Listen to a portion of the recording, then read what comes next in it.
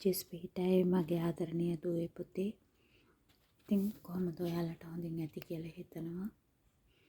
මේ ගොඩ දවසකින් වීඩියෝ එකක් වොයිස් කරලා එවන්න බැරි වුණා මට. මට සමා වෙන්න මේ මැද පෙරදිග යන අයට වීඩියෝස් කරනවාක මට ඒව කරගන්න බැරි වුණේ. එකට මට කියන්න ඕන ඔයාලට රට යන ජීවිතේ සුන්දර නෑ. දැන් දන්නවනේ මාස ගානක් තිස්සේ හැම රටකම ඩුබයි, කුවේට්, ජෝර්දනය, කටාර්, සෞදි අරාබියා, ඉරාන්, ඉස්රායලේ, ලෙබනන්, සයිප්‍රස් වල එච්චර නැහැ දරුණුවට. ඉතින් ගොඩාක් රටවල් වල ඔය බෝම්බ ගහනවා, මිසයිල් ඒවා වැටෙනවා එහෙනව නේද? එතකොට රට යන අය ගියපු අය ගැන ලංකාවේ කලබල වෙනවා වගේම මානසිකව හරියටත් කලබල වෙනවා. එහෙම වෙන්න හොඳ නැහැ.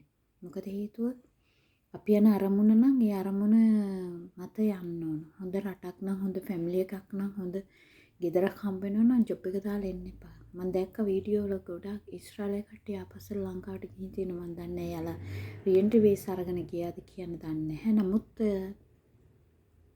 ජොබ් දාලා ගියාම ඊට පස්සේ ලංකාවට ගියාම ආය ආර්ථික තත්ත්වය පහළට වැටෙනවනේ. ගොඩක් අය ණයට සල්ලි අරගෙන පොලිය ගෙව යන්න ඕන. ඉස්රායලයේ ගියපු කෙනෙක් නම් ඉතින් ලක්ෂ 25කට 30කට වගේ කිට්ටු වෙනව නේද වියදම් කරන්න කැමති. ඒවා ගොඩක් සල්ලිනේ.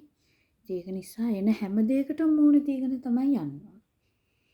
කාන්තාවක් හරි පිරිමි කෙනෙක් හරි නැත්නම් ලංකාවේ අද ජීවත් වෙන අමාරු ආර්ථික තත්ත්වෙ මට මාස සමාවෙන්න මෙහෙම කියනවාට නමුත් ලංකාවේ ගොඩක් අය දේවල් කරලා අද ඔළුව උස්සන කට්ටිය ඉන්නවා.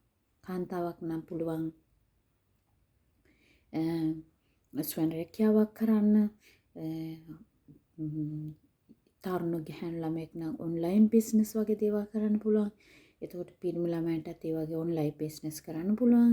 ඒ වගේ ගොඩක් දේවල් කරන්න තියෙන ඉස්සර වගේ නෙමෙයි.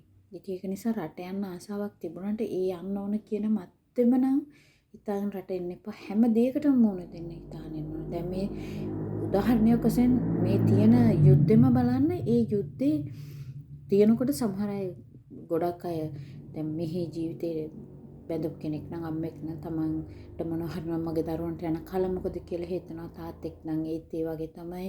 එතකොට ලංකාවේ අය කෝල් කර කියන ඉන්න එපා එන්නේ කියලා ඒ වගේ කියනවනේ. ඉතින් එහෙම වෙනකොට මානසිකව වැටෙනවා. අපි නිවුස් සෝෂල් මීඩියා වල අහන දේවල් වලට තවත් බය වෙනවා. ඉතින් ඒක නිසා හැම දෙයකටම මොන් දෙන්න බලාගෙන තමයි ඔයාලා රට එනවා නම් එන්න ඕන. නැත්තම් එනවනම් ඊට වඩා හොඳයි ලංකාවේ එහෙම දෙයක් කරගෙන යනවා නම්. දැන් මමත් අවුරුදු 34ක් මේ රට. ඉතින් මමත් ඉස්රායලයේ හිටියා අවුරුදු 4ක් විතර වගේ. ඔය වගේ මිසයිල් වැටෙන ඒවා තිබුණා ප්‍රශ්න. නමුත් මෙච්චරටම දරුණුවටම තිබුණේ නැහැ. මමත් ඒවට මුහුණ දුන්නා. ඒ දැක්කා මිසයිල් වැටෙනවා, ඇස් දෙකට වැටලා තියෙන තැන් දැක්කා. ඉතින් ඒ වගේ තියෙනවා. ඒක නිසා මම කියන්නේ රට ඉන්න කෙනෙක් නම් හැම දෙයකටම මුහුණ දීගෙන ඉන්න බලාගෙන යන්න ඒ පරමාර්ථයේ යන්න ජීවිතේට යම්කිසි හොඳ දෙයක් තමන්ගේ ආර්ථිකය ගොඩනගා ගන්න යන ගමන සාර්ථක කරගන්න අරමුණ අදිෂ්ඨානයේ ස්ථිර කරගෙන යන්න ඒ යන ගමන තීරණය කරගන්න. එහෙනම් ඔබ සැමට ජෙස්පීටයි